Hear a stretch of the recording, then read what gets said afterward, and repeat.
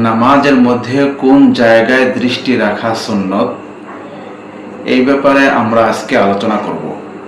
নামাজের মধ্যে চারটি অবস্থা: দাঁড়ানো, রুকু, সেজদা, বৈঠক। দাঁড়ানো অবস্থায় আমাদের দৃষ্টি থাকবে সেজদার স্থানে, যেখানে আমরা সেজদা করব, আমাদের কপাল রাখব, ঠিক ওই জায়গাটার মধ্যে আমাদের দৃষ্টি রাখতে হবে দাঁড়ানো অবস্থায়। যখন আমরা রুকু করব তখন আমাদের দৃষ্টি থাকবে দুই পায়ের মাঝখানে। আর যখন আমরা সেজদায় যাব তখন সেজদার ভিতরে যে আমরা দুই হাত এভাবে রাখি, এই দুই হাতের মধ্যবর্তী স্থানে দৃষ্টি রাখতে হবে। আর যখন আমরা বৈঠক করব তখন দুই রানের মাঝখানে আমাদের নজর থাকবে, দৃষ্টি থাকবে।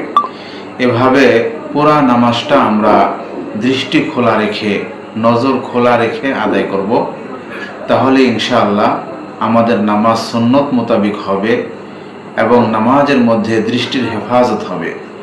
যে ব্যক্তি নামাজের মধ্যে দৃষ্টির হেফাজত করবে, আল্লাহ পাক রব্বুল আলামিন তাকে নামাজের বাহিরেও দৃষ্টির হেফাজত করার তৌফিক দান করবেন।